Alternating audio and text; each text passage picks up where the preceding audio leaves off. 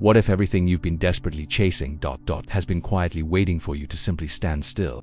You've been taught to run, to strive, to pursue. But the great secret is this: the universe doesn't respond to your effort. It responds to your awareness. There is a law, as real and as certain as gravity, that states what truly belongs to you will find you. The moment you stop believing it is separate from you, in the next few minutes you won't just learn a new method. You will remember a forgotten power. You will discover that you are not a magnet, pulling things from a distance. You are a projector, and the world is your screen. Stay with me, and the chase will end. Not because you've finally caught what you desire, but because you will awaken to the truth that you are what you desire. Why are you running? You chase your desires through the world as if they were something separate from you, something you must catch, conquer, or earn. You believe that with enough effort, enough struggle, you can finally grasp that which you seek. But look at your hands. They remain empty. The more you chase, the faster your dream recedes into the horizon, always just beyond your reach. This is the great deception of the outer world. It convinces you that your good is outside of you. This frantic chase is a prayer, my friend, but it is a prayer of lack. Every step you take in pursuit screams to the universe, I do not have this. And the universe, which is only your own magnificent consciousness pushed out, faithfully echoes back, you do not have this. You are running on a treadmill of your own making, creating the very distance you are trying to close. The effort you expend is the very barrier that keeps your desire at bay. This is not a cruel joke, it is a law, as impersonal as gravity. But that's only the surface. Now go deeper. Understand that the universe doesn't respond to your desperate pleas or your frantic actions. It responds to your state of being, your I am. The feeling of lack is a creative force. The anxiety of the chase is a powerful assumption that is hardening into fact with every breathless step you take. You have been told to work hard, to hustle, to never give up. But this wisdom is for the world of Caesar, the world of shadows. In the world of reality, the inner world, the only operant power is your imagination. When you are chasing, you are imagining failure. You are vividly rehearsing the experience of not having. You are feeling the strain, the worry, that feeling is the key. That feeling is the substance that is being molded into your tomorrows. You are a king or queen decreeing your own exile, commanding your own treasures to flee from you simply by assuming that you are not yet worthy, or that they are not yet yours. It is a perfect, though painful, reflection. Here's what changes everything. The external world is nothing more than a delayed mirror of your inner state. It has no choice but to reflect what you hold as true within your consciousness. To chase something is to hold the assumption of separation as your truth. You are telling your deeper self, your I am, that you and your desire are two, not one. And so, your world must show you this division. It must present you with circumstances that prove your inner belief, the people who disappoint you, the opportunities that vanish, the money that never seems to be enough. These are not random events. They are the loyal servants of your consciousness of lack. They are the scenery and actors in a play you wrote, with your own inner convictions. The moment you feel the need to chase, you have activated the law against yourself. You have selected a reality of pursuit, not of possession. But what if you could select a different reality? What if the power was never in the chase, but in the stillness? Now, go deeper. This isn't about passivity. It is about a radical shift in the seat of power from your feet to your mind, from your actions to your assumptions. The harder you chase, the more you are vibrating with the energy of absence. You are telling the story of the one who is seeking, and so you must continue to seek. But you already are that which you seek. It is a present fact in the only world that is real, your imagination. The illusion of the chase is the belief that you must do something in the outer world to get it. But you don't attract what you want, you attract what you are. Your desire is not a prize to be won. It is a fact to be accepted. It is a state of consciousness waiting to be occupied. As long as you remain in the state of the chaser, your desire must remain in the state of the chased. The two are locked in a cosmic dance of your own design. The futility isn't in your desire. It's in the method you have been taught to use. This is the great secret. Stop just for a moment. Stop running. The world will not collapse. Your desire will not disappear forever. In the stillness you can finally hear the truth. Your power is not in your effort but in your awareness. The chase is an admission of powerlessness, an unconscious declaration that something outside of you has control. But nothing has control over you, for you are the operant power in your own universe. All of your frantic doing has only served to solidify the one belief that is keeping you from your dream, the belief that it is not yet yours. You have been trying to paint a masterpiece on the outside, not realizing that the image is being projected from within. To change the image, you must not run after the screen. You must change the slide within the projector of your mind. And that, my friend, is where the real work and the real magic begins. So, if the chase is a lie, what is the truth? It is attraction, but not the attraction you have been taught, a force that pulls things to you from a great distance. No, that is still the consciousness of separation. True attraction is the recognition of oneness, It begins with a radical, earth-shattering realization that everything you could ever desire is already contained within you as a potential state of consciousness. You don't pull it to you, you release it from within you. The power that creates worlds, the great I Am, is your own wonderful human imagination. And this power doesn't chase, it simply is. When you want to experience wealth, you do not chase money. You assume the state of being wealthy. You are not a beggar asking for a handout from the universe. You are a king assuming his throne. The shift is from the frantic energy of I want to the serene power of I Am. That simple, profound shift is the axis upon which your entire reality turns. But that's only the surface. Think of the world you see as a vast, flawless mirror. It has no opinion, no judgment, no agenda. It cannot show you a reflection that is not you. It can only reflect, with perfect, unwavering accuracy, the state of consciousness that you embody. Every person, every circumstance, every joy, and every sorrow is your reflection pushed out for you to see. When you look into this mirror and see lack, you try to change the reflection by force, by chasing, but you cannot change a reflection by attacking the mirror. You must change the self that is being reflected.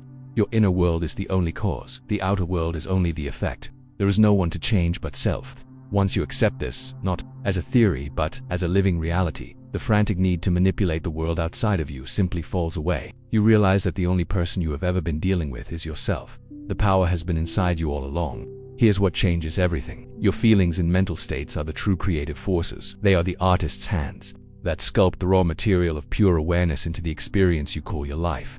A passing thought is like a sketch, but a persistent feeling or assumption is the finished sculpture. This is why feeling is the key. What you feel to be true, with conviction, is the command your consciousness sends out. The universe doesn't care about your justifications or your history of failure. It only cares about your present assumption. What state are you occupying now? Are you feeling the relief of your problem being solved? Are you feeling the joy of your desire being fulfilled? Or are you feeling the anxiety of its absence? Be honest, for that feeling is your prayer. It is the creative act that is, at the very moment, shaping the world that you will soon encounter. Your imagination is the womb of creation, and your feeling is the seed that fertilizes it. Now, go deeper. This principle of attraction is not a gentle suggestion. It is a fundamental law of your being. It operates with the same impersonal certainty as the law of gravity.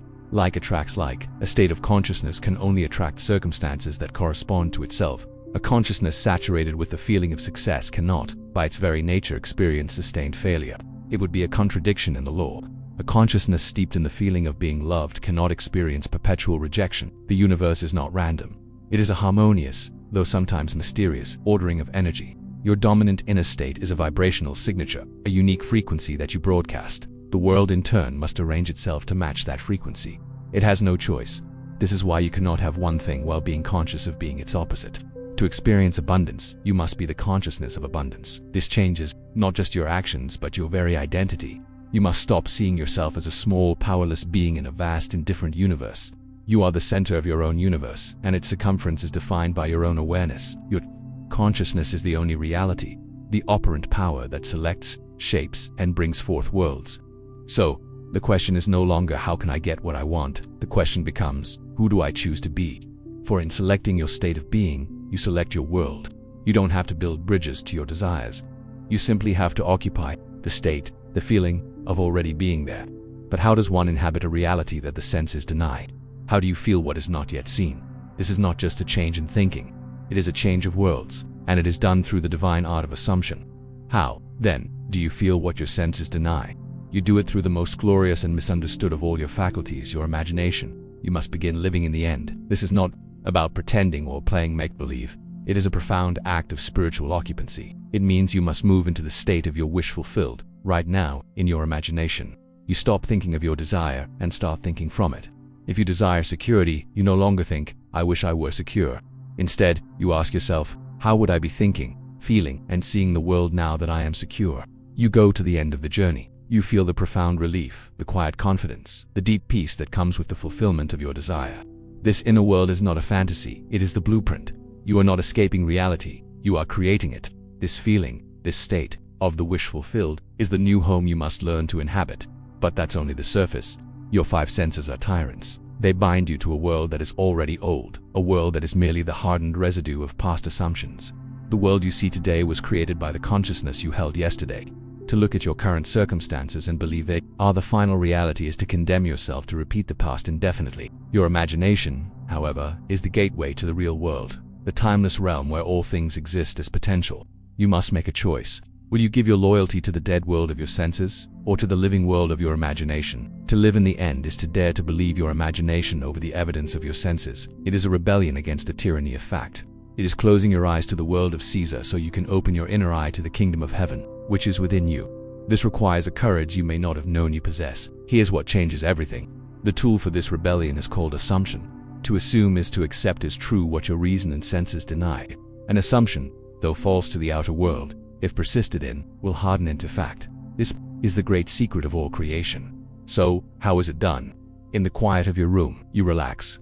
You immobilize the physical body. Then, you construct a simple, short scene in your mind's eye which implies the fulfillment of your desire.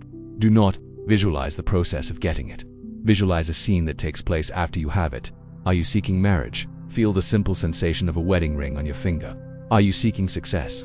Hear a trusted friend congratulating you on your incredible achievement. Make the scene vivid, but focus on the feeling. What would it feel like if it were true? Capture that feeling. That feeling is the secret. That is the moment of creation. Now, go deeper.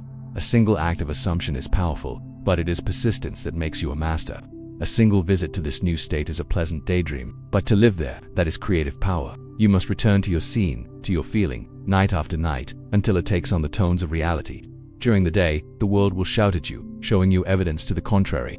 Your job is not to fight the world, but to ignore its testimony. Your only task is to remain faithful to your inner vision. Every time doubt or fear creeps in, you gently return to the feeling of the wish fulfilled.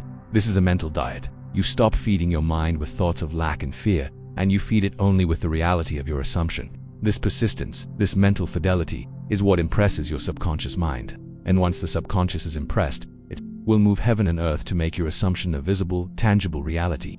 This persistence cultivates a new state of being. As you persist, something miraculous happens.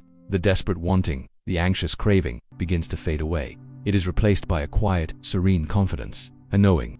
The feeling of your assumption becomes so natural to you that it feels more real than the world outside. This is the Sabbath, the state of rest where you know it is done.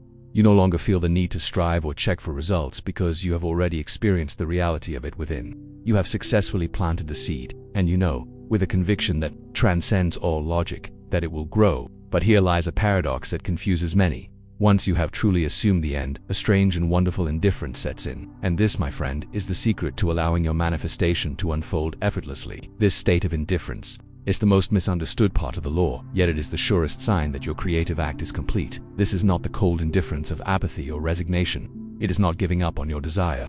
It is a spiritual indifference born of absolute faith. Think of it this way. Once you have mailed a letter, you do not anxiously pace by the mailbox, wondering if the postal system works. You release it, in full confidence that it will reach its destination. You care less because the outcome is assured. This is the feeling you are aiming for. When you have successfully lived in the end and felt the reality of your assumption, you reach a point of inner satisfaction. The desperate hunger is gone because you have already feasted at the royal banquet in your imagination. You are no longer hungry, so you stop seeking food. This relaxed state of knowing is the fertile ground from which your desire will effortlessly spring forth. But that's only the surface. This state can be called relaxed, allowing it is a profound freedom from the need for an outcome. As long as you desperately need something, you are still in the consciousness of not having it. That neediness is a powerful prayer for more lack, and the universe will obediently give you more circumstances that make you feel that need. When you let go, when you are genuinely indifferent to whether it happens or not because you have already experienced it as real within you, finally move into the state of the master. You are no longer a victim of your desires, but the conscious creator of your reality. This spiritual indifference is not weakness, it is the ultimate power. It tells your deeper self that you trust it completely. You are no longer trying to force the reflection in the mirror. You are simply being the thing you wish to see, and you are allowing the mirror of the world to catch up in its own time. Here's what changes everything. Why is this so powerful? Because your anxiety, your doubt, and your constant checking for results are forms of results. They are static on the line. Imagine you are trying to listen to a beautiful symphony, but someone is constantly shaking the radio. Your worry is that interference. It introduces a contradictory vibration into the creative field. Every time you wonder, is it working? When will it come? You are reverting to the old state of lack, reaffirming the absence of your desire. Detachment clears the channel. This relaxed allowing is the supreme statement of faith. It says to the universe, I have done the one and only thing that is necessary. I have assumed my desire as a present fact in my imagination. My work is done. This stillness, this trust, allows the subconscious mind, the creative power of God, to Work unimpeded to build the bridge of incidents that will lead you, in the most natural way, to the fulfillment of your dream. Now, go deeper. This does not mean you are condemned to an action, but the nature of your action changes entirely. From a state of lack, you take desperate action. You strive, you force, you manipulate. Every action is tense, born of fear that it won't happen unless you make it happen. But from a state of relaxed allowing, you take inspired action. It feels different. It is effortless, natural, and obvious. You may feel a sudden urge to call an old friend, to visit a certain place, or to read a specific book. These actions do not feel like a struggle to get your desire.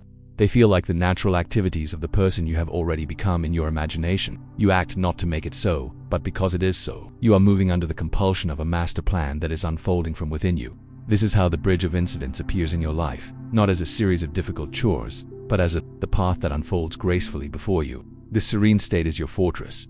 This serene state of knowing is your fortress. It is the Sabbath, the rest you enter after the creative act is finished. You have impressed your subconscious mind with your new state, and now you must allow it the time it needs to objectify that impression in your world. But the world of shadows will test your faith.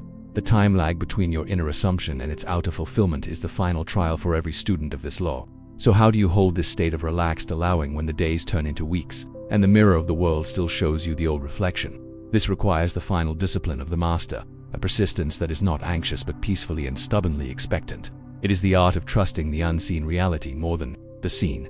The interval of time between your inner assumption and its outer fulfillment, this is where masters are made. It is a test of faith, not from an external God, but a test of your faith in your own creative power. Persistence is the bridge over this chasm of delay. But this is not the persistence of desperate struggle. It is the calm, unwavering persistence of knowing. It is an active, conscious maintenance of your new state. You do not simply make an assumption once and then fall back into the old patterns of despair and doubt. You must live in that new state as if it were your only home. Your loyalty is to the unseen reality you have created within your imagination. When the world presents you with evidence to the contrary, you do not argue, you do not despair. You simply and quietly return to the feeling of the wish fulfilled. This unwavering fidelity is the final, crucial ingredient. It is the fire that forges your assumption into a tangible fact. But that's only the surface. How do you persist when your mind is a storm of doubt? You must go on a strict mental diet, just as you would not eat poison if you wish for a healthy body. You must not entertain thoughts that contradict your assumption if you wish for a healthy reality. Every thought is food for your consciousness. Stop feeding the old man of lack and start feeding the new man of fulfillment. When a negative thought arises, and it will, you do not fight it. You do not wrestle with it. To fight a thought is to give it energy. Instead, you simply turn your attention away from it. You acknowledge it without emotion and gently guide your focus back to the feeling of your wish fulfilled. You starve the doubt and you feed the faith. This is the discipline. It is a moment, your choice to inhabit your desired reality, regardless of the noise from the outside world. This is you, taking conscious control of your inner kingdom. Here's what changes everything. This discipline must extend to your words. Your words are decrees. They are condensed thoughts and feelings sent out into the world with creative power. Every word you speak is an affirmation of a state of being. You cannot spend your days complaining about the very problem you wish to solve and expect it to disappear. To speak of your lack of money is a powerful prayer for more lack. To discuss your illness in detail is to command your body to remain sick. You must begin to speak from the end. You must discipline yourself to speak only of that which you wish to see. Talk about your life as if your desire were already a fact. Choose your words with the same care a king would use in signing a law, for that is what you are doing. You are decreeing your reality into existence with every sentence you utter. Align your speech with your assumption, and you align your world with your desire. Now, go deeper. But what of the timing? The obsession with when is the final trick of the rational mind, the last gasp of doubt. Your only responsibility is to persist in the assumption of the wish fulfilled. The how and the when are not your concern. They are in the hands of that deeper, wiser part of you, your subconscious mind, the Father within. It has ways that you know not of. It knows the shortest, fastest, most harmonious path to the fulfillment of your desire. The time lag is not a denial. It is a gestation period. A seed, once planted, needs a season to grow. Your assumption, once impressed, needs a divinely appointed interval to objectify. To constantly dig up the seed to see if it's growing is to destroy it. Your trust in this unseen process is non-negotiable. Trust the divine timing. It is always perfect. Relax and know that what is done in imagination is done in reality. You are not chasing, you are not even attracting, you are selecting. You see, the journey brings you back to the ultimate truth. There is nothing to get, for everything already is. You are not creating something new. You are becoming conscious of something that already exists. The worlds are finished. Every potential reality is complete and waiting for an occupant. Your assumption is the key that unlocks the door to the reality of your choice.